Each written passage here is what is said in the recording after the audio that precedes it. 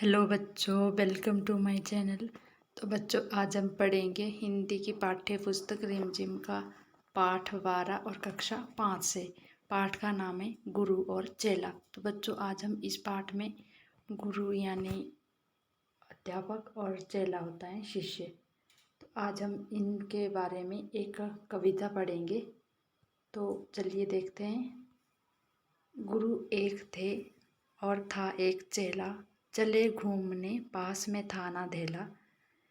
चले चलते चलते मिली एक नगरी, चमाचम थी सड़कें चमाचम थी डगरी।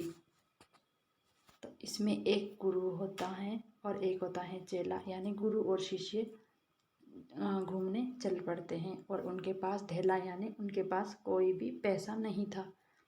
चले चलते चलते मिली एक नगरी। तो जैसे वो चलते ही गए, उन्हें एक नगरी यानी एक सुंदर सा गांव मिला।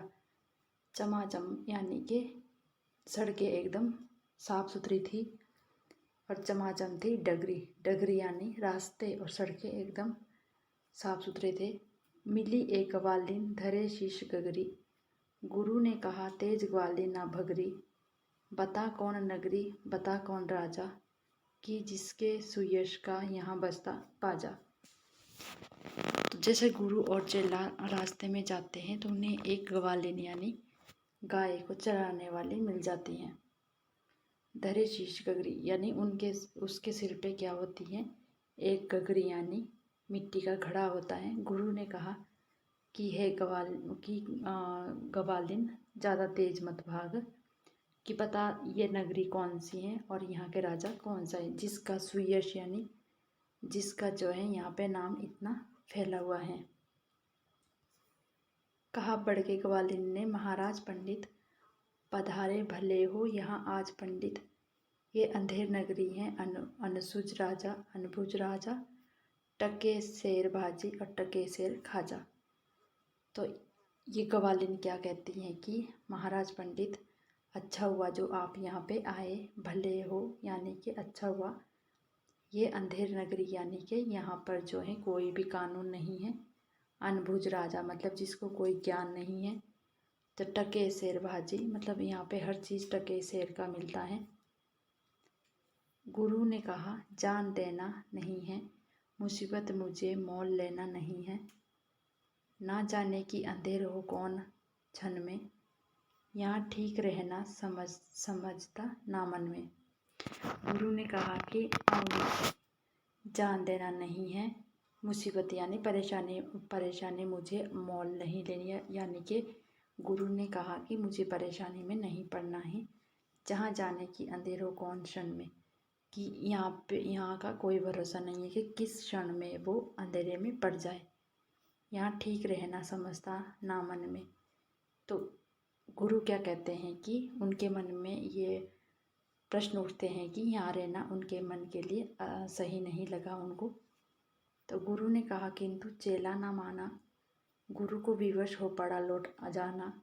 गुरु जी गए रह गया किंतु चेला, यही सोचता होगा मोटा अकेला। गुरु ने कहा किंतु चेला ना माना। तो गुरु ने कहा कि चलते हैं यहाँ से, पर जो उनका शिष्य था वो नहीं माना। गुरु को विवश हो पड़ा लौट जाना, और गुरु विवश यानी वो मजबूर हो गए और उन्हें लौट जाना पड़ा।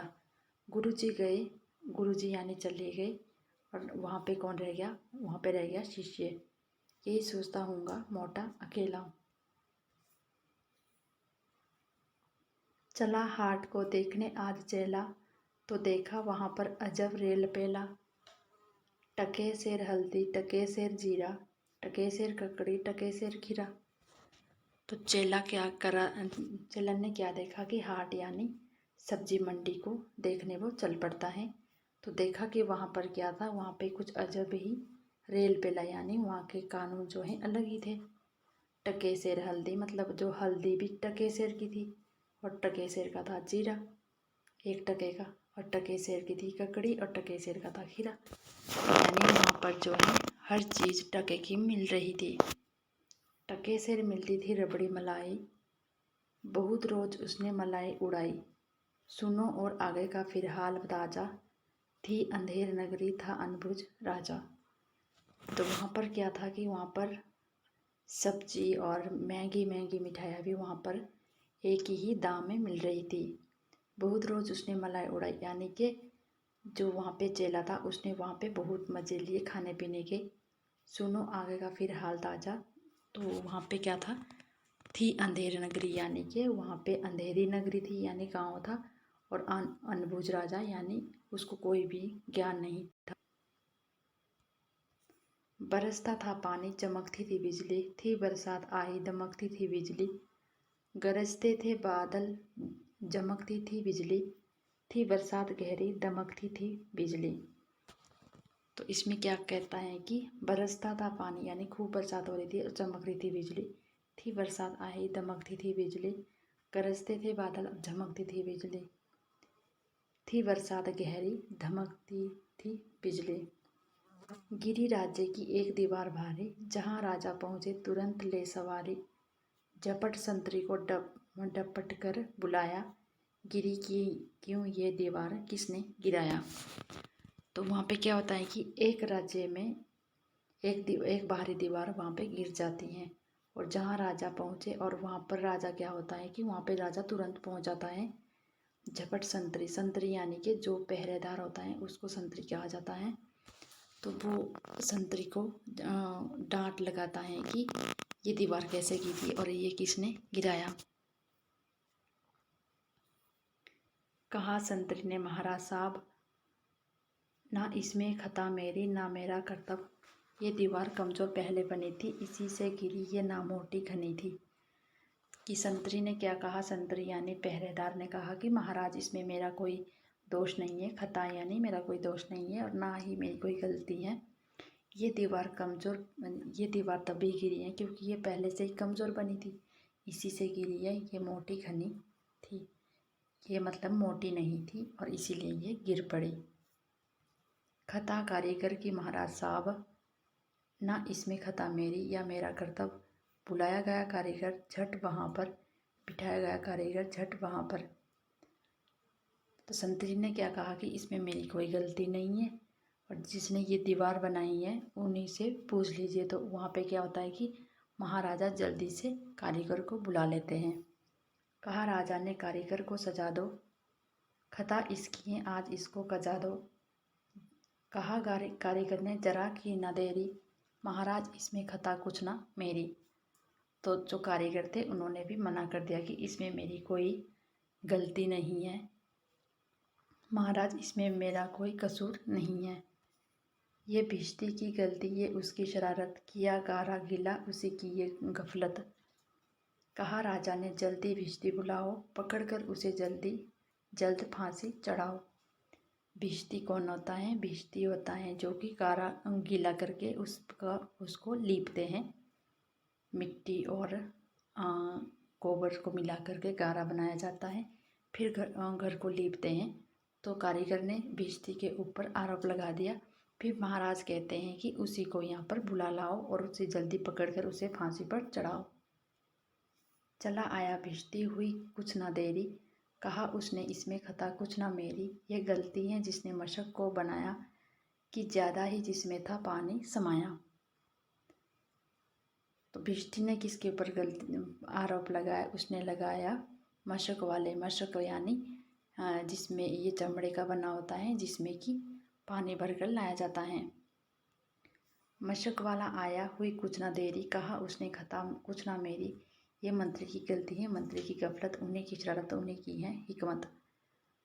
मशक वाले ने कहा कि ये यहाँ इसमें मेरी कोई गलती नहीं है, इसमें मंत्री की गलती है, उन्हीं की जो है इसमें सारी चालबाजी है। बड़े जानवर का था चमड़ा दिलाया, चुराया ना चमड़ा मशक को बनाया। बड़ी है मशक खूब भरता है पानी, ये गलती ना मेरी ये गलती बिरानी। मशक वाला कहता है कि इसमें मंत्री की गलती है क्योंकि उन्होंने बड़े जानवर का चमड़ा दिलाया था मशक बनाने के लिए, चुराया ना चमड़ा मशक को बनाया। और बड़ी है मशक खूब, और ये जो मशक है ये बहुत बड़ी है, उसमें खूब सारा पानी आता है। तो ये गलती मेरी नहीं है, ये गलती किसकी है, बिरानी। हे मंत्री की गलती तो मंत्री को लाओ, हुआ हुक्म मंत्री को फांसी चढ़ाओ। चले मंत्री को लेके जल्लाद फौरन। तो जल्लाद कौन होता है? जो फांसी पे चढ़ाता है। फौरन यानी जल्दी। चढ़ाने को फांसी उस दम उसी क्षण यानी उसी समय। मगर मंत्री था इतना दुबला दिखता, न गर्दन में फांसी का फंदा था। आता कहा राजा ने, जिसकी मोटी हो गर्दन पकड़कर उसे फांसी दो तुम इसी क्षण। तो जिसकी गलती थी उसकी गर्दन थी पतली, इस वजह से राजा ने उसे फांसी पर नहीं चढ़ाया, और जिसकी गर्दन मोटी थी उसको जो है बिना गलती के उसको फांसी पर चढ़ाया जा रहा था। फिर आगे क्या होता है कि चले संतरी ढूंढने मोटी गर्दन, मिला चेला खाता था हलवा दनादन। कहा संतरी ने, चले आ फौरन, महाराज ने भेजा न्योता इसी क्षण। संतरी यानी पहरेदार को भेजा कि उसकी गर्दन मोटी थी। मिला चेला खाता था हलवा, तो जो चेले को जो मोटा सा मिला वो क्या खाता था? वो दनादन हलवा खाता था। और पहरेदार ने कहा, चले आप जल्दी से, महाराज ने न्योता भेजा है, यानी कि बुलावा भेजा है अभी इसी समय। बहुत मन में खुश हो चला आज चेला, कहा आज न्योता चखूंगा अकेला।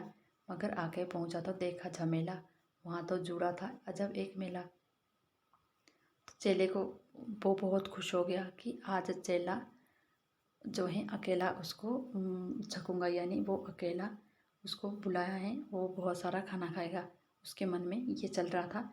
मगर आके पहुंचा तो देखा वहाँ पर क्या झमेला था, वहाँ पर तो फांसी दी जा रही थी। ये मोटी है गर्दन, इसे तुम बढ़ाओ, कहा राजा ने इसको फांसी चढ़ाओ। कहा चेले ने, कुछ खाता तो बताओ, कहा राजा ने, चुप ना बक बक मचाओ। जैसे ही चेला वहाँ पहुँचा तो ये मोटी गर्दन इसे तुम बढ़ाओ, कि उसको देखकर कि ये तेरी मोटी गर्दन है, इसको तुम बढ़ाओ। कहा राजा ने, इसको फांसी पर चढ़ाओ। चेले ने कहा, अगर कुछ मुझसे गलती हुई है तो मुझे गलती तो बताओ। और राजा ने कहा उस पर कि चुप, ज़्यादा शोर मत मचाओ। फिर आगे क्या होता है, मगर था ना बुद्धू, था चालाक चेला, मचाया बड़ा ही वहीं पर झमेला। कहा पहले गुरुजी के दर्शन कराओ, मुझे बाद में जाए फांसी चढ़ाओ। और चेले को क्या एक उपाय सूझा कि पहले गुरुजी के दर्शन कराओ, तभी वो फांसी पर चढ़ेगा। उसने ये चीज़ पकड़ ली और वहाँ पे खूब सारा झमेला, यानी बहुत सारे लोगों को इकट्ठा किया। गुरुजी बुलाए गए झट वहाँ पर, कि रोता था चेला खड़ा था जहाँ पर। गुरुजी ने चेले को आकर बुलाया, तुरंत कान में कुछ गुनगुनाया। गुरुजी ने अपने चेले को बताया कि उनके कान में सब कुछ बता दिया। झगड़ने लगे फिर गुरु और चेला, मचा उनमें धक्का बड़ा रेल पेला। गुरु ने कहा फांसी पर मैं चढ़ूँगा, कहा चेले ने फांसी पर मैं मरूँगा। तो उन्होंने क्या किया कि उन्होंने एक तरकीब सुझाई और वो एक दूसरे के साथ वो लड़ाई करने लगे कि फांसी पर मैं चढ़ूँगा। चेला भी बोलता कि फांसी पर मैं चढ़ूँगा, और गुरुजी भी बोलते कि फांसी पर मैं चढ़ूँगा। हटाए ना हटते अड़े ऐसे दोनों, छुटाए ना छूटते लड़े ऐसे दोनों। बड़े राजा फौरन कहा बात क्या है? गुरु ने बताया करामात क्या है।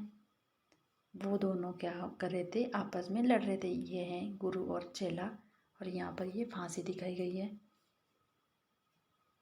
फौरन कहा बात क्या है? गुरु ने बताया करामात क्या है। करामात की मतलब कि क्या गलती, क्या ऐसा हुआ है जो दोनों आपस में लड़ने लगे। तो फिर गुरु ने कहा, चढ़ेगा जो फांसी मुहूर्त है ऐसी, ना ऐसी मुहूर्त बनी बढ़िया जैसी। वह राजा नहीं चक्रवर्ती बनेगा, ये संसार का छत्र उस पर तनेगा। तो गुरु ने कहा कि इस समय इतना अच्छा मुहूर्त है कि जो इस समय फांसी पर चढ़ेगा वो चक्रवर्ती राजा बनेगा, और संसार का छत्र उस पर तनेगा, यानी पूरे संसार का वो राजा बनेगा। कहा राजा ने बात सच, पर यही गुरु का कथन झूठा होता तो नहीं है। कहा राजा ने फांसी पर मैं चढ़ूँगा, इसी दम फांसी पर मैं ही टंगूंगा। चढ़ा फांसी राजा, बजा खूब बाजा, प्रजा खुश हुई जब मरा मूर्ख राजा। बजा खूब घर घर बधाई का बाजा, थी अंधेर नगरी था अनबुझ राजा। तो फिर क्या हुआ कि जो राजा है वो ही फांसी पर चढ़ गया। और सब सारी प्रजा खुश हुई क्योंकि जो मूर्ख था वो मर गया। और घर घर बधाइयाँ होने लगी। और थी अंधेर नगरी और था अनबुझ राजा। तो ये कविता किसने लिखी? ये लिखी है सोहनलाल द्विवेदी ने।